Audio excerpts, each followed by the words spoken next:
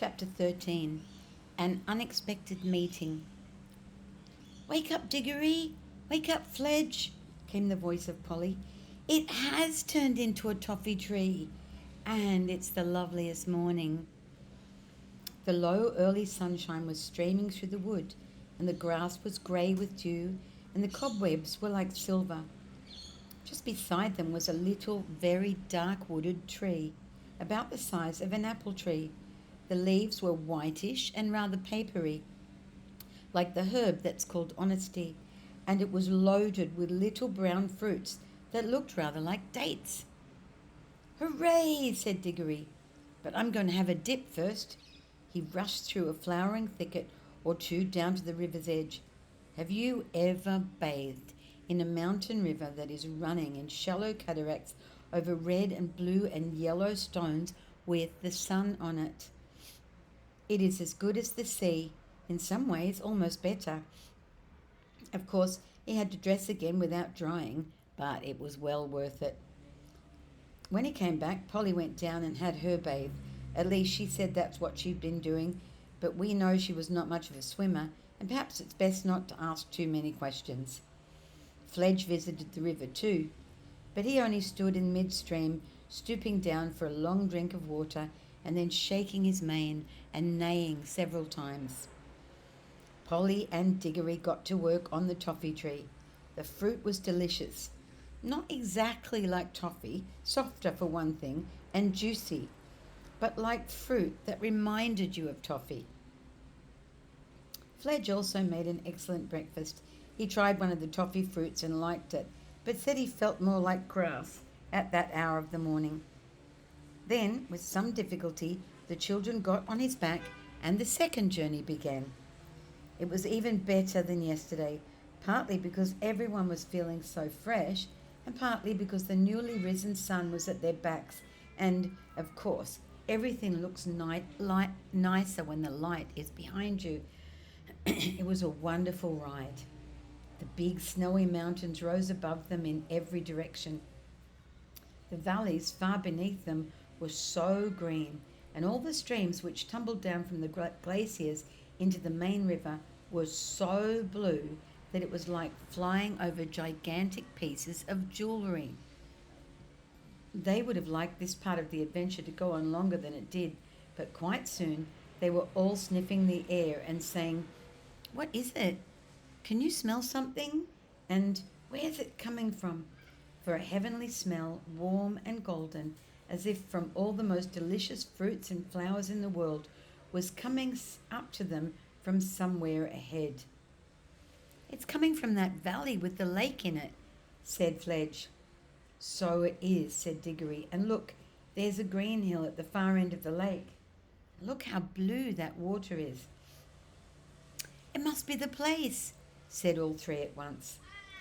Fledge came lower and lower in wide circles.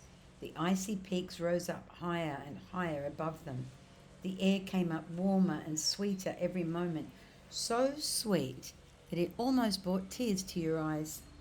Fledge was now gliding with his wings spread out motionless on each side and his hoofs pawing for the ground. The steep green hill was rushing toward them. A moment later he alighted on its slope a little awkwardly. The children rolled off, fell without hurting themselves on the warm grass, and stood up, panting a little. Sorry, I've got hair in my face. They were 3/4 of the way up the hill and set out at once to climb to the top. Fledge could probably not have managed this without his wings to balance him and to give him the help of a little flutter every now and again. All around the very top of the hill ran a high wall of green turf. Inside the wall, trees were growing. Their branches hung out over the wall. Their leaves showed not only green but also blue and silver when the wind stirred them. When the travellers reached the top, they walked nearly all the way around it outside the green wall before they found the gates, high gates of gold, shut fast and facing due east. Up till now, I think Fledge and Polly had had the idea that they would go in with Digory, but they thought so no longer. You never saw a place which was so obviously private. You could see at a glance that it belonged to someone else. Only a fool would dream of going in unless he'd been sent there on very special business.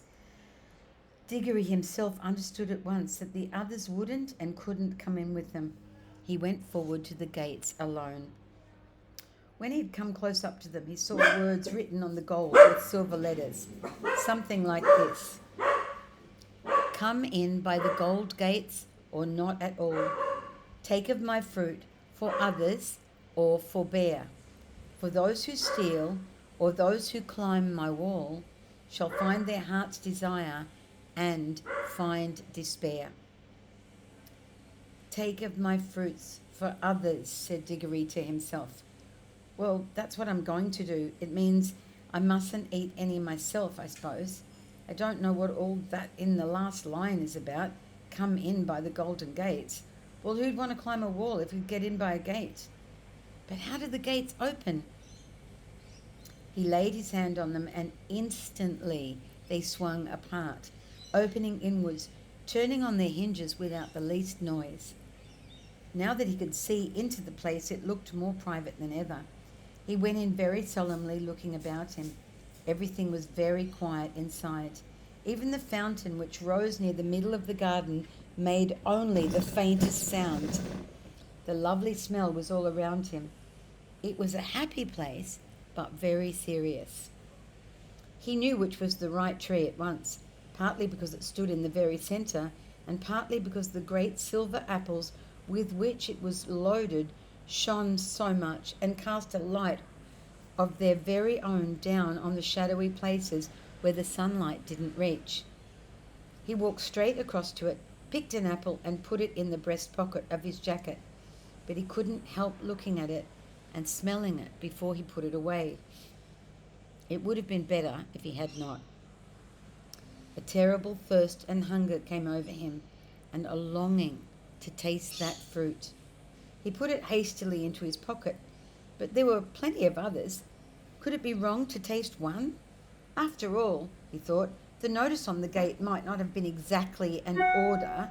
It might only have been a piece of advice. And who cares about advice? Or even if it were an order, would he be disobeying it by eating an apple? He'd already obeyed the part about taking one for others. While he was thinking of all this, he happened to look up through the branches toward the top of the tree. There, on the branch above his head, a wonderful bird was roosting. I say roosting because it seemed almost asleep, perhaps not quiet. The tiniest slit of one eye was open. It was larger than an eagle. Its breast was coloured saffron, which is a beautiful gold. Its head crested with scarlet, and its tail was purple. "And it just shows," said Digory afterwards when he was telling the story to others, "that you can't be too careful in those magic places. You never know what might be watching you." But I think Digory would not have taken an apple for himself in any case. Things like "do not steal" were hammered into boys' heads a good deal harder in those days than they are now. Still, we can never be certain. Digory was just turning to go back to the gates when he stopped to have one last look around. He got a terrible shock. He was not alone. There, only a few yards away from him, stood the witch. She was just throwing away the core of an apple which she had eaten. The juice was darker than you would expect and made a horrid stain around her mouth. Digory guessed at once that she must have climbed in over the wall. And he began to see that there might be some sense in that last line about getting your heart's desire and getting despair along with it. The witch looked stronger and prouder than ever, and even in a way triumphant, but her face was deadly white as salt.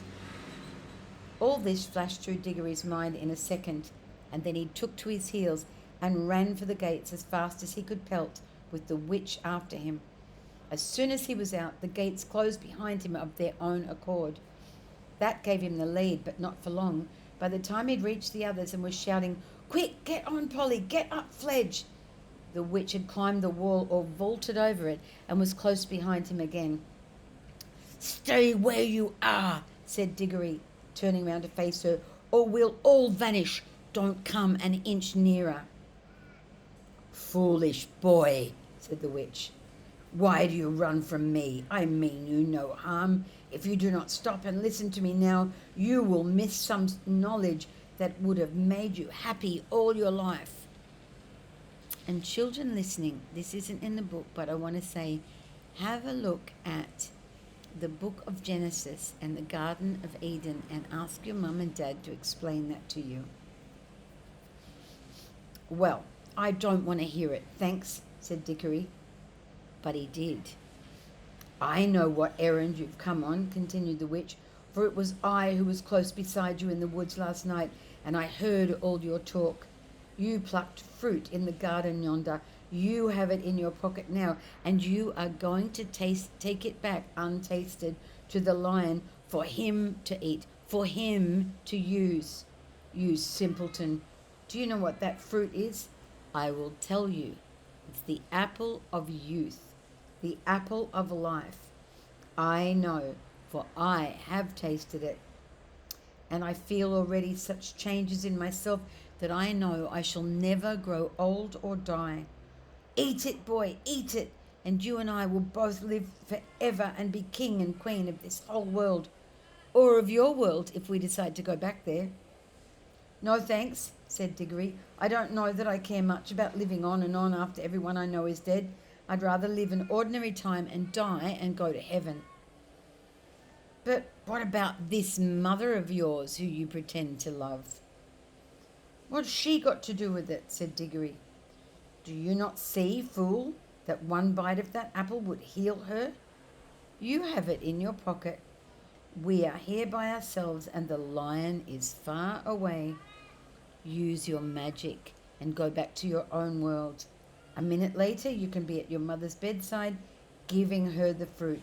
5 minutes later you will see the colour coming back into her face. She will tell you the pain is gone. Soon she will tell you she feels stronger. Then she will fall asleep. Think of that. Hours of sweet natural sleep without pain and without drugs. Next day everyone will be saying how wonderfully she's recovered. Soon she'll be quite well. All will be well again. Your home will be happy again. You will be like other boys." "Oh," gasped Digory as if he'd been hurt, and he put his hand to his head, for now he knew that the most terrible choice lay before him. "What has the lion ever done for you that you should be his slave?" said the witch. "What could he do to you once you're back in your own world?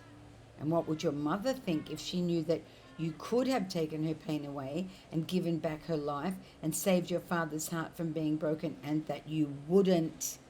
You'd rather run messages for a wild animal in a strange world that is no business of yours."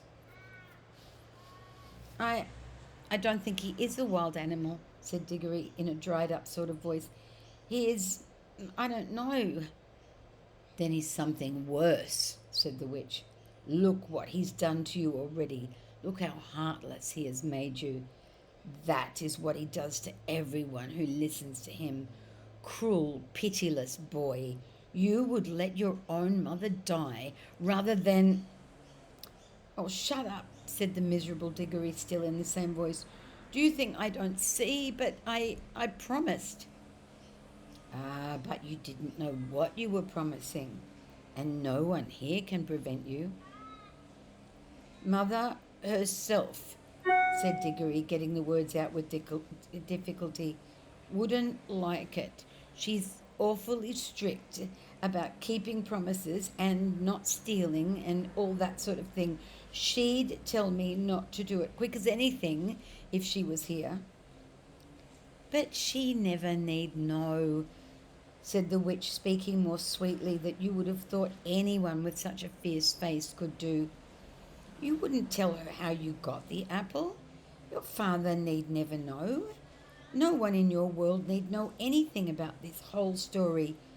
You needn't take that little girl back with you, you know." That was where the witch made her fatal mistake.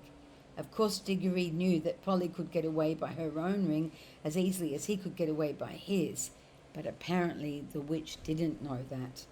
And the meanness of the suggestion that he should leave Polly behind suddenly made all the other things the witch had been saying to him sound false and hollow. And even in the midst of all his misery, his head suddenly cleared, and he said in a different and much louder voice, "Look here, where do you come into all of this? Why are you so precious fond of my mother all of a sudden? What's it got to do with you? What's your game?" "Good for you, Diggs," whispered Polly in his ear. "Quick, get away now." She hadn't dared to say anything at all through the argument because, you see, it wasn't her mother that was dying. "Up then," said Digory, heaving her onto Fledge's back and then scrambling up as quickly as he could. The horse spread its wings.